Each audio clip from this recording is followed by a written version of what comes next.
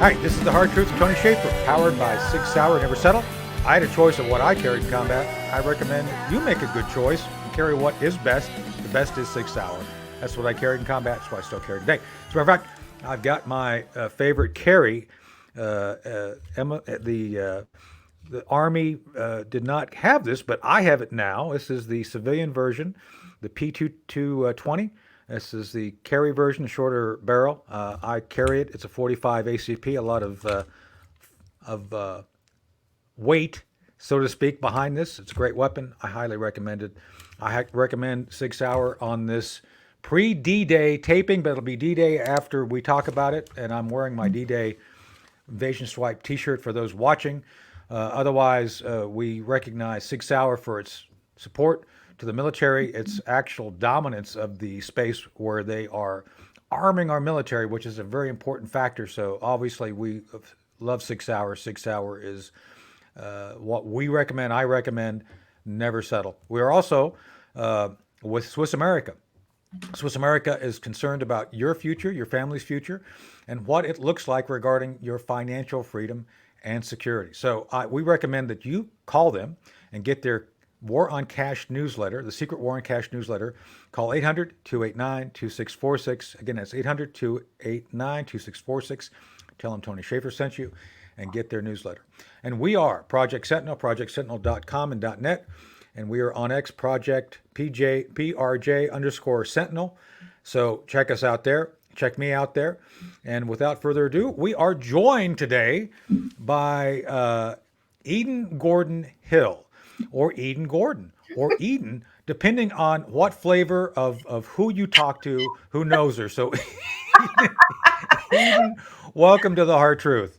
Oh, thanks, Tony. I'm so glad to be here. I've been looking forward to this. And you know what? I've been called so many different things. Garden of, garden this, garden that. So I'm glad to be with your audience. This is exciting. So she is on an organization that I support. I used to be a part-time personality. I guess I technically still am. WMAL DC. I love WMAL.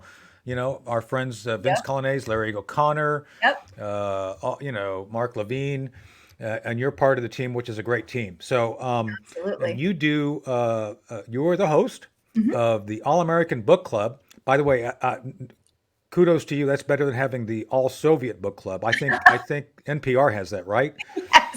Yes. They're just down the road across town. So yeah. Yeah, they do. They do. Yeah. And my show's grown. It's tripled in audience. I can't imagine why. We want America. Wow.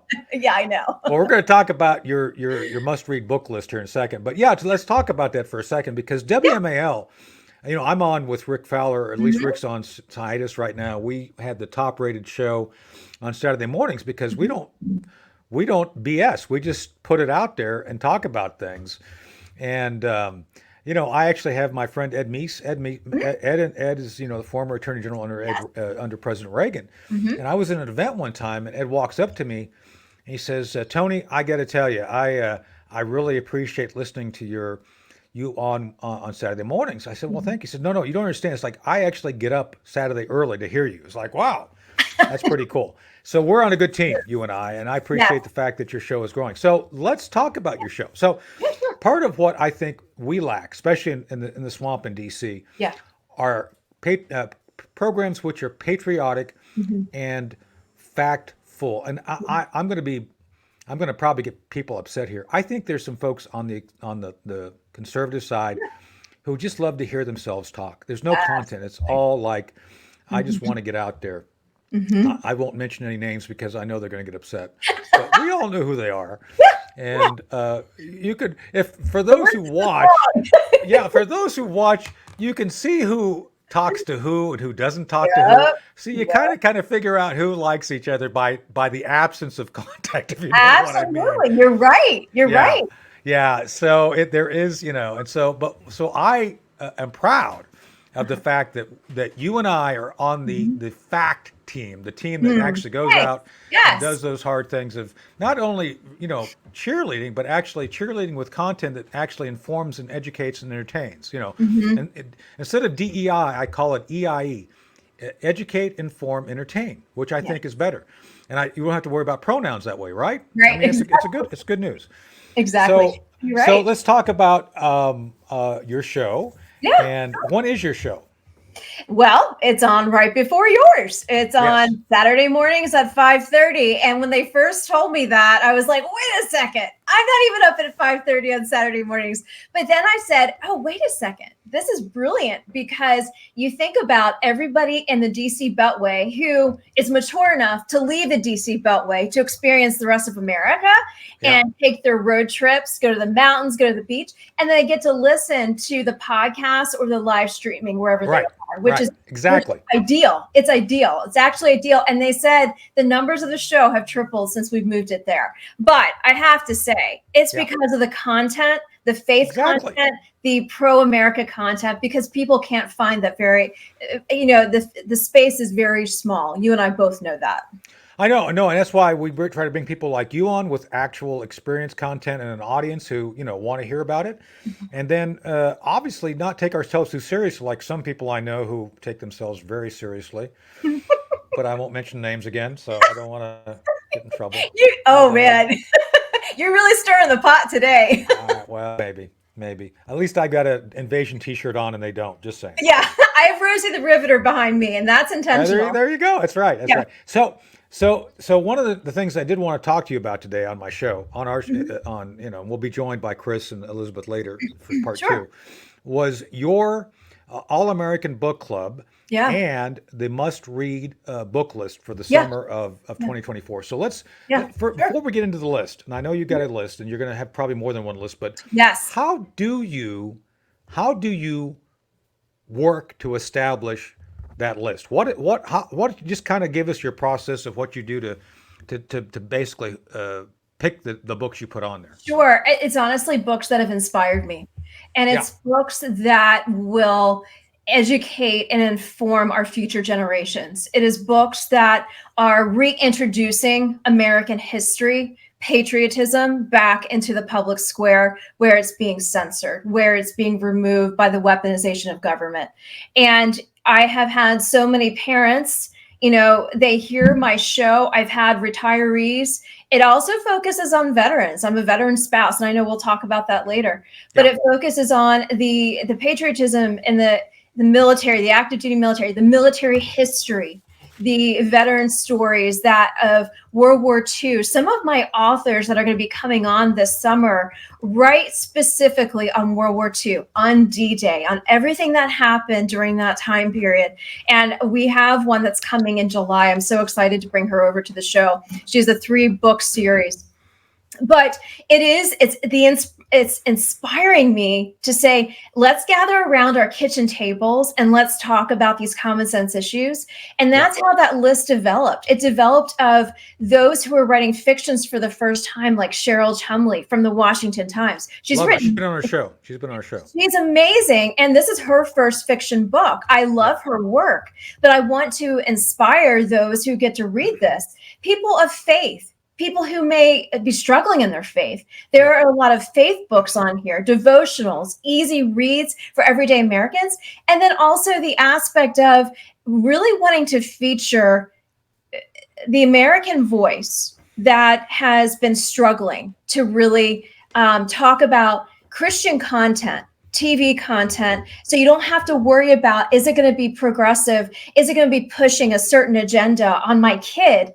That they can actually sit and listen to it and say, hey, Mom, I want to get this book.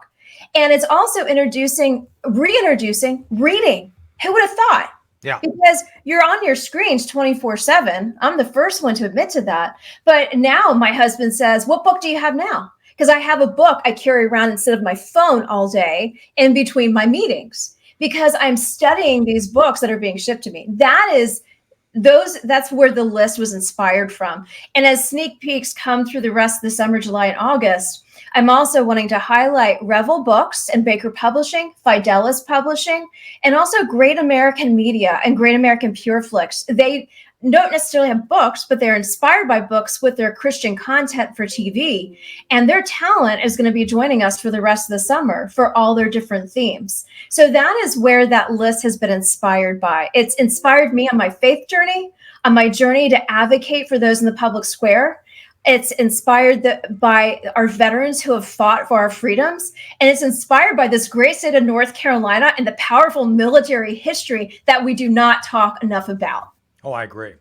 So, yeah, let me touch on that just a little bit. So, I live in Edenton, North Carolina, and there's a Yep. great controversy about a Civil War statue still here.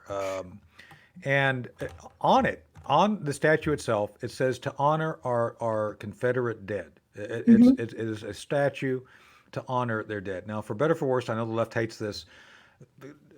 The Confederate soldiers were recognized as veterans by the U.S. government after the war. The Congress did it. So they are legitimate veterans, and their families are considered veterans. Mhm. And I get so fed up with the left constantly trying to demean and diminish.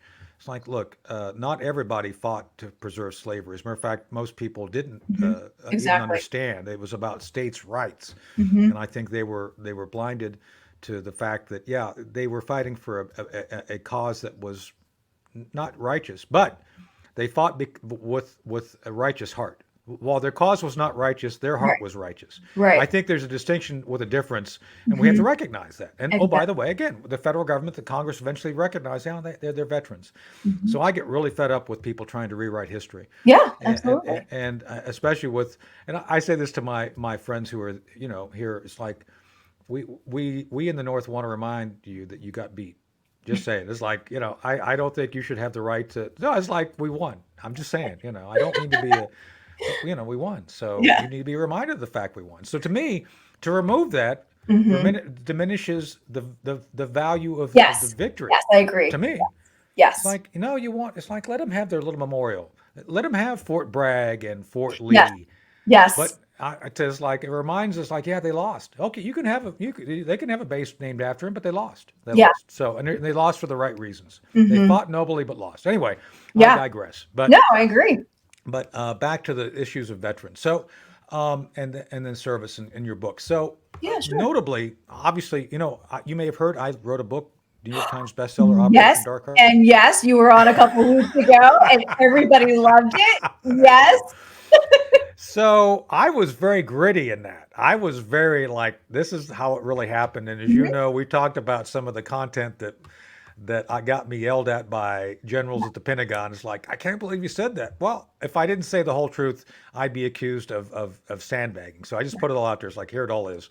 Right. And I believe that you need to be honest and have integrity in your nonfiction. I think you got to do it. I don't think you can shade things. I put out the good and bad. Mhm. It's like, look, I'm not the perfect soldier by a long shot, but I do have a good time doing what I do. Just saying. Mhm. But Yeah. but the point being is that we actually documented, I think, a key and pivotal time in history where we decided, oh, we won Afghanistan, but now we're going to lose it, and then we're going to do nation building. Yeah. So I think it's important for people who write books, especially those who honor the Mhm. legacy of veterans, to tell the truth. Yeah. How do you view that? Well, one, there are so many different aspects to the veteran stories that Yeah. I think are so overlooked. And especially now of what is happening in this current administration, where we really don't have a commander in chief. No, we don't. And we see a decrease in the recruitment levels. We do. But there's one thing that still captures my heart and it still gives me hope. And that is meeting young soldiers, young air men and women who have been inspired by their family's legacy of service. And knowing what happened in Afghanistan, I remember that week. Dark days for this country, dark Oh yeah. days for us veterans and for our military families. And especially being by Camp Lejeune here in this eastern part of North Carolina, and now being, closer to Bragg, it affected this area heavily. Yep. My point in saying that is you hear both sides saying, well, I don't know if I want my kid to sign up and serve because is that what's going to happen to them? And then you hear the other side of it. You hear veterans who have inspired their next generation to fulfill that legacy. So those veteran stories are being told through the generations. And I love those stories because then we're able to share them. So for example, the legacies of stories I heard at Cherry Point for the air show when the Blue Angels were there, first generation Italian immigrated family talked about the youngest son wanting to serve in the United States Marine Corps. He's now an officer and in public affairs. Yeah. And then I also got to interview two airmen who were at the Air Force Base, Seymour Johnson Air Force Base, whose parents flew and now they are pilots, man and woman. So those veteran stories are still carrying a tradition, still carrying an honor that we need to be telling, whether it is on the local level, the state level, and the federal level. But I have to say this, from the federal standpoint, you and I both know all politics is local. We both ran. You are running. I ran. I am running. Yeah. And when I sit there and say we engaging in the veteran communities, the VFWs, the American Legions, and basically waking up to the fact that they still can help us in the future, whether it's in the school systems or whether it's just really engaging to make sure that they have everything that they need. But it's not going to happen unless the local aspect, unless we're actually talking to them and engaging with them, telling their stories and knowing their needs. And I don't see many elected officials doing that currently. No. I see it as a passing, let me just check that box. Yeah. I know the current member of Congress that sits here. It's a checking of the box. And I'm calling him out because it needs to be called out. Yeah. No, I agree with your assessment. I don't want to get into that issue, but I know who you're talking about, and it's like, yeah, I didn't say the name. I didn't say the name. I kind of had the same observations. Just saying, he's no Walter Jones. I'll put it that way. And Walter and I were very dear friends. So. You're right. He's no Walter Jones because Walter Jones helped me when I was advocating for the Museum of the Marine Fleet. Oh, absolutely. For Carolina. My God, yes. He was hands a down man of honor and integrity, no yes. doubt. Yes. But so God bless, God rest his soul. Walter Jones was truly an extraordinary man. So anyway, back on the topic of service. So I talk to young people, and I've talked to a couple of folks who served and got out because they got fed up with and these people are not conservatives. Just let me make this point right up front. I talked to someone who served in the Navy, who got up, and he's not a conservative, but got fed up with the whole entitlement thing. Right. He was there to serve, to put his time in, to help the country, and he saw that people were being essentially benefited by whining. It's like, okay, that's not a good sign. And I think that's where there's a dilemma right now because when I joined, look, I no doubt I joined for the college. I stayed for the chaos. I love chaos. What can I say? Mm-hmm. But the idea was that chaos was based on something greater than myself. Right. Some people call it God. Some people call it the spirit of the country. People believe in something greater than themselves. That faith, that focus on God, on country, like you said, Joe Biden could care less about the country at this point, right? I mean, it comes through. But so what do you tell people then when they're faced with a dilemma? It's like, I recognize I want to have service, but Joe Biden is like, he's like Soviet Joe. He doesn't care about the country. Right, exactly. The thing I always say is, one, prayer isn't cheap, and we need to be a nation on our knees. No matter how you believe, prayer is not cheap. I know people say that, but it's not true. I've seen the power of prayer answer many things. I always say that God always wins. So that's my first thing, the faith aspect. The second aspect is if you truly believe in the United States of America, you're not going to turn your back on it, but you're going to continue to get in the public square and fight, no matter if it is at the local level, no matter if it is at the state level. If you are considering serving, my goddaughter is in the reserves. And she was raised in a military family, very patriotic family. And she said, I don't know. And once she went through it, she now does her duty. And she absolutely, there's a pride there that you cannot take that. No commander-in-chief can take that pride away. Right. No commander-in-chief can take that pride away. And so that pride of country is still there. We just need new leadership. Yeah. And, my concern is this whole DEI aspect, this whole woke agenda stuff. It is. It's really deterring these people. But more than anything, maybe I have rose-colored glasses on, but my goodness, I love this country too much to not tell our next generation, it is your duty now. It is the future generations to get up and be those young boys like they were on D-Day. That's the mentality we need. Well, let's talk about that for a second, because I'm a Reagan guy, and I believe greatly that our strength comes from recognizing that American exceptionalism is not about us being better than the world. It's about the fact that you can come here and be American. You can join us. You can bring your best game Hmm. and play it and be Hmm. successful.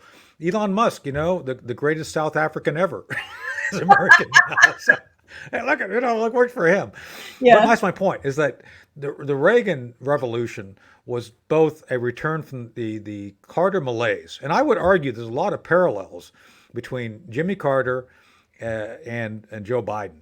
And I Yes. would say Jimmy Carter, I think was a incompetent but well-meaning guy. Everybody I talked to, he tried his best. Biden's the other way around. Biden is Yeah. just mean, Yeah. and he's just he's like one of the guys I listened to on the internet called him LBJ's mentally deficient little brother, and I think that's probably accurate. But what do we then do in this point? Right. Because right now, I did this in pre-interview. I'm gonna throw it to you right now. We have a dilemma Yep. because tomorrow, at the time we're taping this for the weekend. Right. Tomorrow is June 6th, the 80th anniversary Yeah. of the execution of Operation Overlord. That is the invasion phase of Operation Overlord. Operation Overlord was very complicated, but old Sleepy Joe apparently he slept on the flight over. He's over there right now at the time we're speaking. This is the 5th. He's going to be talking. He's going to be doing a speech, probably a point to hawk, just like Reagan did, and talking about the importance of our veterans in the service 80 years after.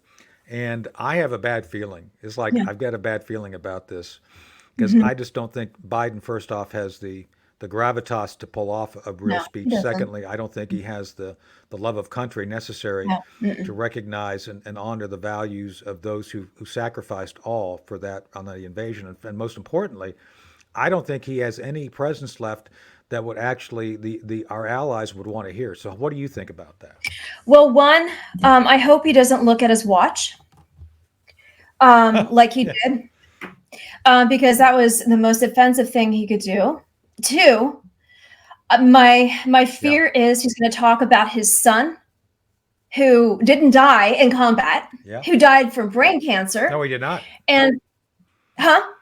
Yeah, and No, three, that's what I'm saying. It's like he does yeah, this constantly where he yeah, yeah, converges events that have no relationship. It's like, yeah, right, his son exactly, died of a brain tumor and he was in Iraq. The two are not right. related. So, No, not even completely. But the third thing is, my grandfathers fought in World War II. Both came yeah. home. I had a great uncle that did not. He died in Normandy. He And wasn't eaten by cannibals there, was he? Just asking. well, the thing is, we don't even know if his body was shipped home. They just gave it Well, the pass. I'm sorry I made funny about that, but I mean, No, you have to. no, I it's have okay. to point out, it's like, well, was there cannibals in Normandy too? I don't know. I don't know these But my things. point is, I don't, you know what I'm going to do? I'm going to pray that something happens that Biden can't speak.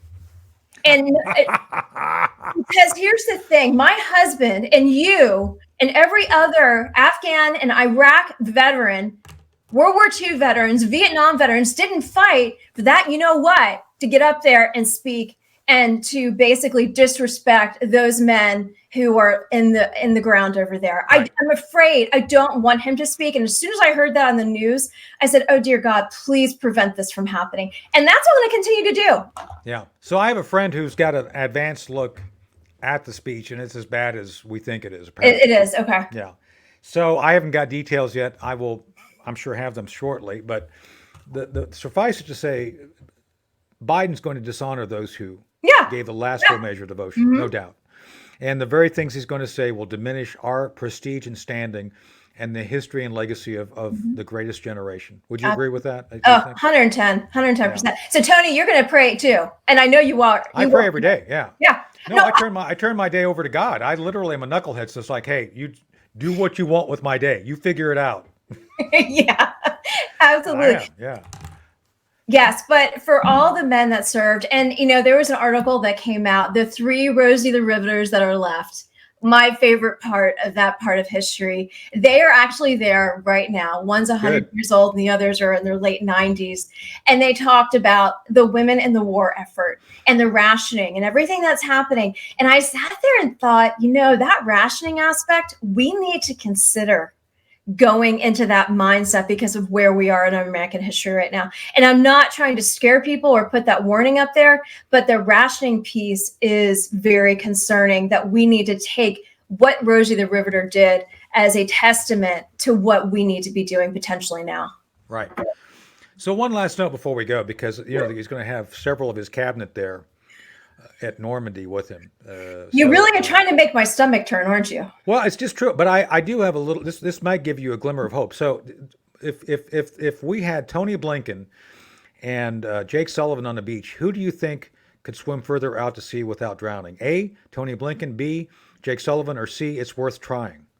I don't know what to say to that. C. That's right. That's the right answer. One of them will drown, so it's good. We'll go for it, right? Yeah. You can't lose. It's a win-win, so to speak. One of them won't come back. So it's my gosh. Just say it. See, that would be a great event. Oh, by the way, during the speech, I'm going to have my deputy swim out into the ocean. Only one's coming back. You know what? I just hope if for some reason he does end up speaking, I hope he doesn't say end sentence here. Well, and clap. Just again, you and I are on the same page, but yeah. That's my final say to that. Let's just honor those who died. Let's just remember those who died, and let's be the patriots and raise the American flag and talk about it to the future generations. So this administration will just be wiped away. Good points. All right, we're good to go. We need to take a break right now. This is the Hard Truth, Tony Shaffer. We're halfway through. We'll come back with Eden Gordon Hill, Eden Gordon or Eden, depending on what day it is and what flavor you want. We'll be right back with more. Hey, this is the Hard Truth, Tony Shaffer, part 2, still powered by Sig Sauer. I had a choice of what I carried in combat. I carried the best. I recommend you carry the best. The best is Sig Sauer. Never settle. Also, check out Swiss America. Call to get a leg up on ordering their special Walking Liberty $50. This is a great deal. You want to have actual currency if things go bad economically. Be prepared. Prepare for the future no matter what. You can't go wrong by having actual metal, dollars. Liberty Walking $50. Call them 800-289-2646. Again, 800-289-2646. Tell them Tony Shaffer sent you. And we are Project Sentinel, projectsentinel.com.net, and on Twitter X, Project PRJ_Sentinel. Check us out. And of course, I always have to bring up our friend Cherie Curry. Cherie, God bless you. We love you. She does our theme music, Rock and Roll Oblivion. Who hasn't been in Oblivion before, right? And so check her out, Cherie Curry. She's got her own site, chainsawchick.com, and she's off in Europe again doing some tours this summer. So if you're going to be catching a concert, catch Cherie Curry. She'll be doing a bunch of stuff overseas. And of course, check us out. We have our site, thehardtruthwithtony.com, for our old shows. But we have a new show. We're continuing on. We're still joined, second half of the show, by Eden Gordon Hill, host of the All-American Book Club on WMAL in D.C., the great radio station, conservative radio station. And so, Eden, I got to ask you, is it true that Joe Biden will be airborne? He'll be jumping in a parachute into Normandy tomorrow. Is that true? Oh, I hope not. That would be funny. I think it would be funny. That would be hilarious. Yeah. So, but no, I don't think. Well, he might fall asleep. No. So what happens? I don't know if you knew this, Chris. If you wear Depends and it's halfway full, it catches and it'll carry you into Belgium. It'll just blow you away. You'll be gone. Oh. Well, what if he forgets to put the nappy on? That's right. Well, it'd be Joey in the sky with Depends instead of Lucy in the sky with diamonds. So there you go. That's right. Is there enough inshore for him to drink to be able to do that? I think they'd have to have him like on an IV. Yeah. Yeah. So speaking of that, Elizabeth's a nurse, so she would know that. So can you do an IV of Depends? No, I mean I don't think you want that, Tony. Oh no, there's no way. I mean, sure. If you take Ensure and you dilute it with enough water, Yes, you actually could put it through an IV, but I would not recommend that because it would burn and sting because it has just enough sodium in it where it would really, it would sting when it gets under your skin. It starts to get into the vessels. Yeah. Yeah. Well, he needs would to be be good stung, for just saying. So maybe chili would be good for him if you were Chili? Chili in an IV? Well, look, my grandmother loves chili. Loves my chili, except it does clog her IV. That is a problem. Yes, that's a good. Okay. I would think so. I can, All right, well, I can see that happening. Before we get into the frivolity of the rest of the team and our, so tell us about your current list. Because we talked the first half of the show about your All-American Book Club and your current list. Tell us a couple of books that you've picked out for people to look at this summer. Oh, absolutely. So, okay, for all the kids out there, all the moms and dads, caregivers, grandparents, go to Jane Hampton Cook. She's a former Bush advisor, and she has written this brand new series that came out actually Memorial Day, and it's for Flag Day and July 4th. It's called Revolutionary Readers for America's 250th. It's a set of 5 children's books about the American flag, the Pledge of Allegiance, and patriotic songs. You guys, these are such beautiful covers for your kids. And, it's even great for reading time before you go to bed. Absolutely love this book. Okay, next for the parents out there, Salt, Light, and Kids, Parenting Well in Today's Culture by Steve Hines, a guide for parents to how to raise godly kids for this next generation with all their modern technology, our phones, the drug, fentanyl crises, misconceptions about adolescent relationships, etc. So parents, that's for you. Okay, if you want a little crime and fiction and suspense, pick up Lynette Easton's book. She is a best-selling author with USA Today. Double Take just came out, and she has the next part of the series coming out in August. And that is a sneak peek. We are going to be doing different authors for the rest of the summer, focusing on all of their 3-book sets. And they're all suspense, Christian, focused on cybersecurity. Some are focused on veterans. Some are focused on active duty military. And one of my favorite ones out of all of that is this. Now, you don't have the image for it, but Kimberly Woodhouse, her son is Army cybersecurity. And her book coming out later this fall is called 70 North, 8 Down, and 26 Below. It's a full series. 70 North is the final, but it's all about Alaskan cybersecurity series. And he has been the brains behind helping her with writing these books. But Double Take by Lynette Easton, this 3-part series books, amazing book. She's a wonderful author. Yes, 70 North right there. Kimberly Woodhouse. I would highly recommend pre-ordering this book as well. Like I said, cybersecurity, Alaska, focus on Alaska. If you have not visited the state of Alaska, it is real to life. Oh, Alaska's wonderful. Highly recommend it. She really, they were all stationed there. And then I would say my final one is with Fidelis Publishing, Chloe, Book 1 of Chloe's People, a novel by Washington Times opinion editor Cheryl Tumley, brand new. You can pre-order it. It's out in August. And this is her first fiction book. And she's written a lot of political books, but this is her first fiction book. And it's about faith. It's about suspense. And so I'm excited for her to come join us in a couple weeks. So thank you. Yeah.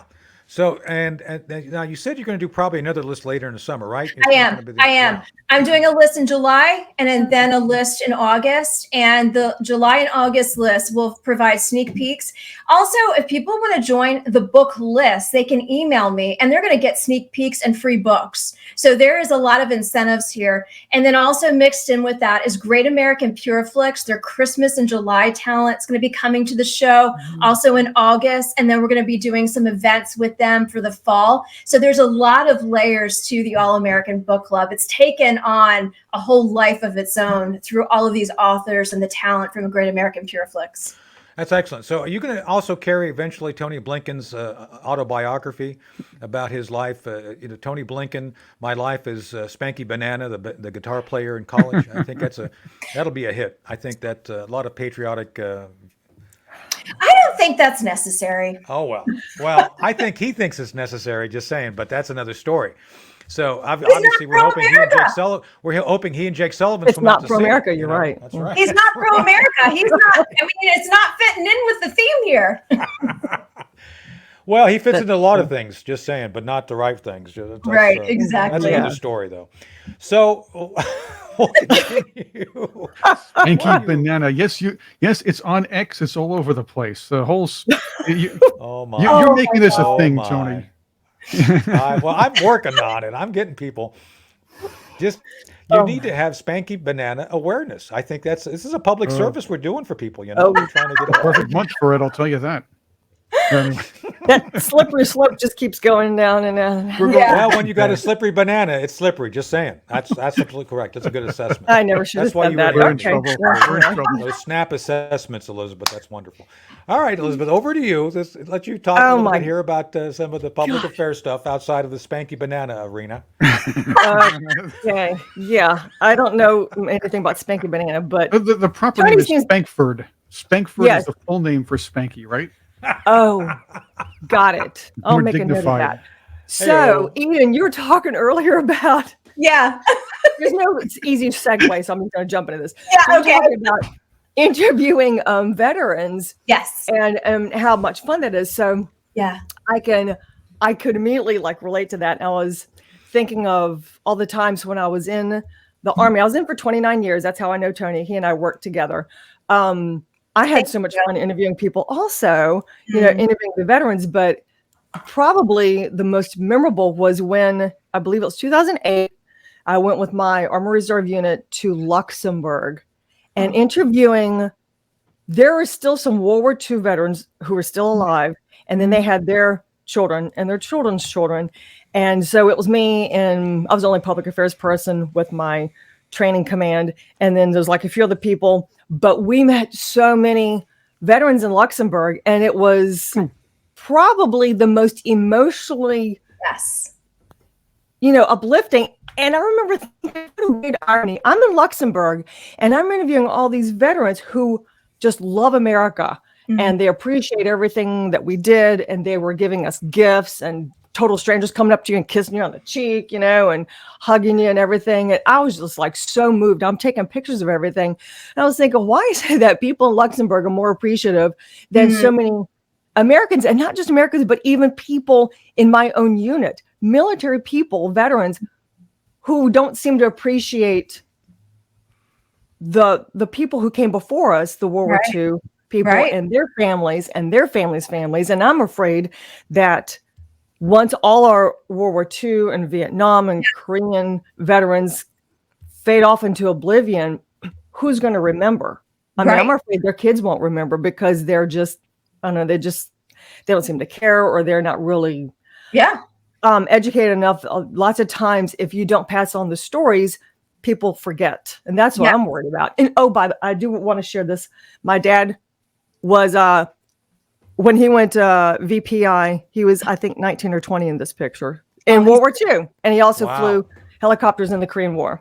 Well, I had to thank share you for that. your family service. I absolutely love that. And you're right. Who's going to tell those stories? That is a huge concern because they're not teaching that in the public schools. And I'm thankful for Christian education and homeschooling, but are we behind now because of everything that happened in the past 3 years with COVID and the learning issues and all of those things? But I want to believe that with faith organizations like the Herzog Foundation, they are focused on Christian and homeschooling education, that we will be able to instill this historical piece of our nation to our future generations. Oh, my great uncle was also a World War II veteran. He fought for the Italians. No joke. This is true. He fought for the Italians. That's good. And it was, but They his joined story, us eventually. They switched sides. and his stories are interesting too, because Mussolini was extremely popular when he took over, but his alliance with Hitler was what caused some problems within the people, and they started distrusting him. Everything, and when things started going downhill, you know what they did to him. But it was interesting how that dynamic played. I also produced a few shows, a bunch of shows concerning veterans. We had 4 World War II veterans a bunch of years ago on this show we did in New York, a radio show. They sat down, they told their stories. A month later, we had a Russian guy who fought for the Russian army in World War II, who told his story and how the Stalin draft kind of worked as well. So there are a lot of stories about World War II from every country. Yeah. I like how you said Wow. draft. Yes. Listen, I saw that. That's how it worked with the air quotes. If you're listening Yeah. and not viewing this, Yeah. Mm. Now, Forced compliance. Yeah. That's true. It was all forced. It was the forced draft, if you will. Yes. one thing that you saw, Elizabeth, my husband said something similar. He served for 23 years in the Army. And he said to me, being over at Bragg, he was an MP before he went to Iraq. And he said, all these spouses came and were there for this huge event for World War II veterans. And he said, it wasn't until that point that I heard the spouses say, oh, look, there's my husband. Oh, look, there's my husband. Did it really impact him on what they had done for us? It just didn't connect with him. And now, because he was in high school, he was like, I'm not interested in this. And then he goes and serves. And then he hears the spouses talk about, oh, wow, that was my husband. And then now today, he watches as much as he can. And then he shares it and mentors our next generation to let them know. Oh, good for him. And that's what we need to do. We really need to do that, inspire the next generation. Well, Absolutely, I agree. That's part of what I see is lacking. So many folks are now, at least the current recruiting programs focus on, oh, you're different. You can be different with us. You're a nice little snowflake, and you can be a snowflake with us. Come be a snowflake. And it's like, the real world doesn't work like that. If you're in combat, I don't see a snowflake picking up a rifle and shooting at somebody else. Yeah, no, it's not going to happen. So I think this is one of those things where they drop the gun. We're setting ourselves up for a huge failure by the fact that the premise for service is not being accurately represented, Eden. Yes. By the fact that they're lying to people. And oh, by the way, I'm going to say this. We said it on we did our interview. Yeah. The services right now are using transgender incentives to bring people in. That is to say, if you wanted to be Ed, you could enlist in the Navy and they'd make you into Ed. All expenses paid. How much money do I get for that? What's the enlistment pay? Well, you actually get a good deal because you get to serve in the military for 20 years, get retired. You're basically not deployable because you have psychological issues if you're transgendered. And once they butcher you in surgery, you have to take a cocktail of drugs to stay stable, so you can't be in combat. And oh, by the way, each surgery costs about $200,000. So you get to me that's a great incentive, but I don't know how.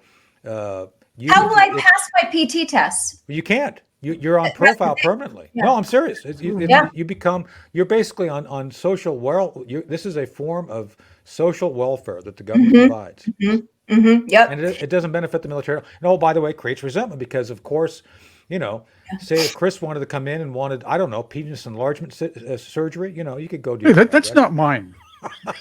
That's not mine. It's like remember that Austin Powers?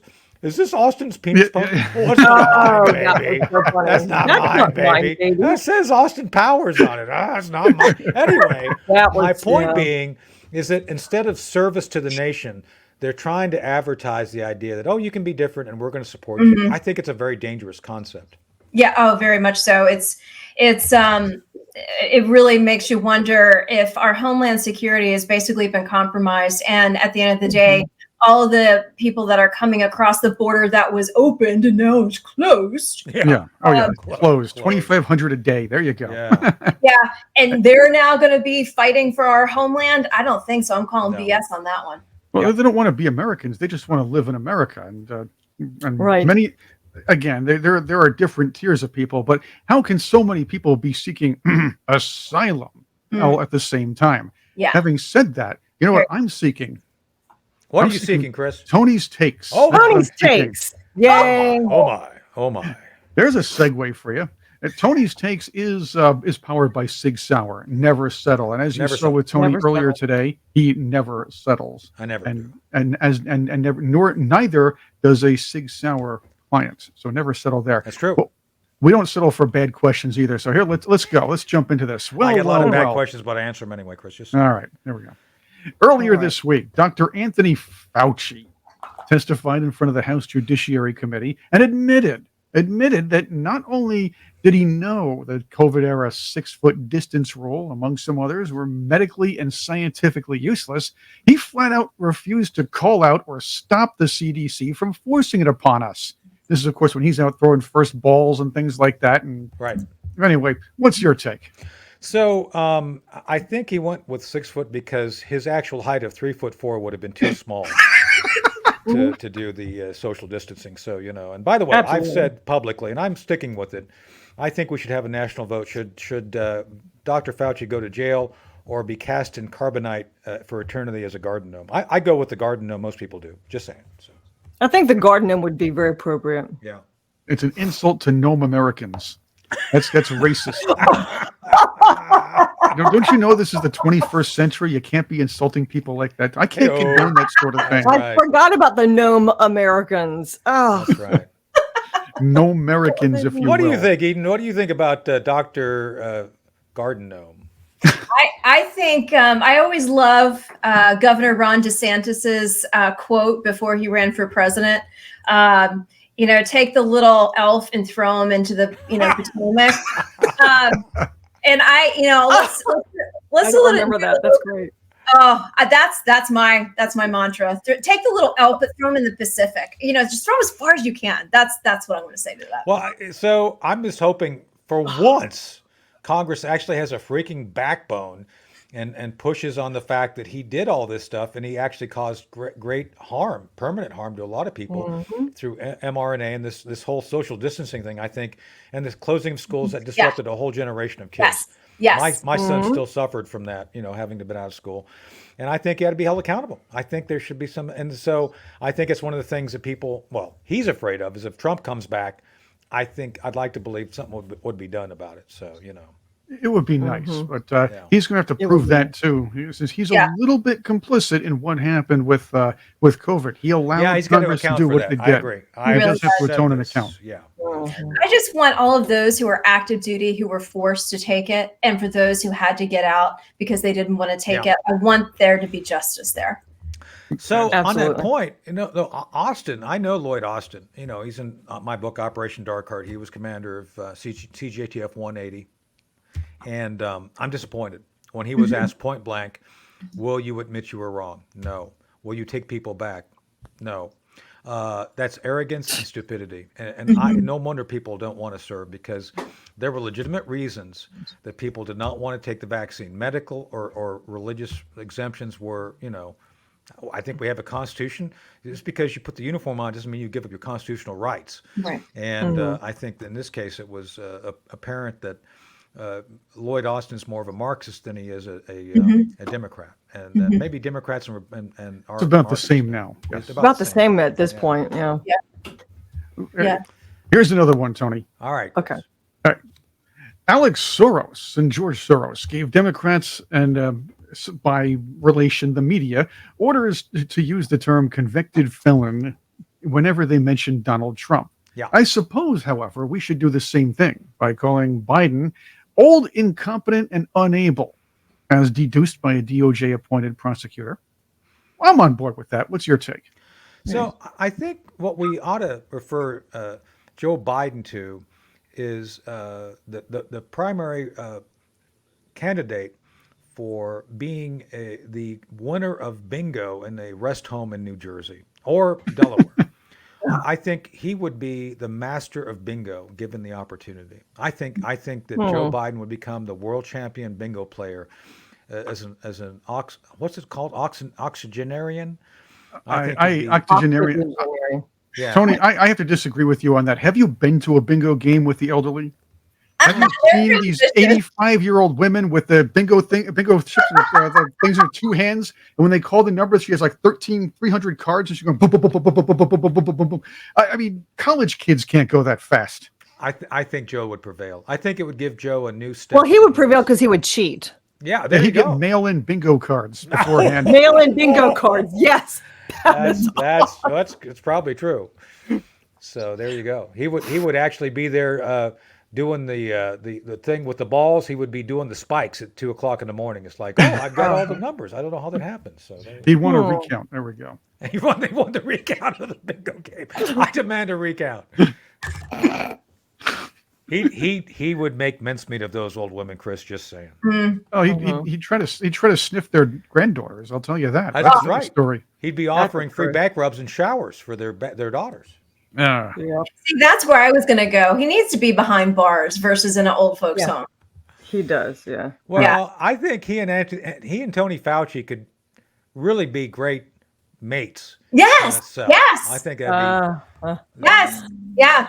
And I'm holding him on charges for human and sex trafficking. That's Yep. what I'm holding him on charges Yeah. for. Oh, exactly. We should do another show That goes on back to the Obamas separately. too. Yeah. We should do a separate show on that because we want to talk Mhm. about that because we Yeah. talk about that a lot. Yeah. So Oh, all right. I have another one here. Let's see. All right, we Chris. can do this really fast. Okay. really fast. Christopher Ray, we have about a minute left. Was asking for money in front of the Senate Appropriations Committee this I week. saw that. Senator Haggerty brought up an interesting point. If the FBI went out of its way to investigate Trump over what the Democrats called election interference when probing Obama-Biden era corruption and Ukraine, why the heck have they been sitting on their collective coolies when it comes to the lawfare election interference being perpetrated by the deep state Democrats now? That's a long one for about a minute. So the answer is, when you sell your soul to the devil, the benefit of having sold your soul, you don't have to actually do any work. You know you're going to be taken care of. And so the entire FBI For senior all staff is eternity. now, as far as I'm concerned, disciples of Satan. And I'm kind of really not joking about that, you know? Yeah. I'm just saying. Yeah. Yeah, I It's agree. pretty bad. Yeah. There we go. Yeah. Well, no, I mean, Yeah, because and I always think, how do they you're look gonna at have to- themselves what do they in the want the mirror every funding for? night? Human sacrifices? I mean, I don't. Yeah, I don't know. exactly. Yeah, you sell your soul to the devil, and I always think, well, how do they look how do they look at themselves? And then I realize when you sell your soul to the devil, you look in the mirror, there's no reflection. Right. Right. Biden's ice cream Right. cones is people. Yeah. There we go. So Christopher Ray, I think that's a good point. Christopher Ray has no reflection. He's kind of like, Vampires. if he goes in front of the mirror, it's like if you go into a restroom, you see that there's no, it's like, hey, he's not in the mirror. What's up with that guy? So I think there's a lot of things that can be done with that. But Christopher Ray, and also the Attorney General asked for more, if we had more money for more agents, really? So all those agents you got chasing around the 6 January guys, you can't redirect those because, that would take away from the whole phony baloney thing about the insurrection. So Exactly. it's being misused. And I do believe, and I'm going to say this for the record, Trump comes back in, he's got to get rid of the FBI. And I think it's got to be, this mission can be transferred to other organizations. So I'm just saying. Yeah. All that right. sounds good. So I think that's Makes it. sense. We've got to wrap it up. So Eden, Gordon, Hill, Eden, Gordon, Eden, Hill, Eden, Gordon, whatever combination you care for today. Eden, thank you for joining us on The Hard Truth. Absolutely. Thanks, you guys. It's so great to be with you. Have a Great wonderful. to have you. We want to have you Yeah, back this to is talk great. more about some of the other issues like the trafficking issues. And Yeah, I'd love to. there's, we'll have an after action of what happens in Normandy. So Yes, we all agree that Biden won't be storming any beaches, but he'll be there doing something. So Let's just hope there's no ice cream and no phone, looking at the watches. So There's always ice cream in France. He can Yeah. find it somewhere. Yeah. I guess they're gonna have him all hyped up on Adderall. We'll see how It'll long be that snail lasts. flavored So- ice cream. yeah, there you go. Well, so we've asked this question before because we talk about Nancy Pelosi. What does vodka flavored ice cream taste like exactly? I've always wondered about it. You can get hammered with that stuff. Oh. So good. Speaking of hammering, this has been another great episode of The Hard Truth with Tony Shaffer and crew. So thank you all for being here. We'll see you again next week with another compelling episode. Bye. Bye-bye.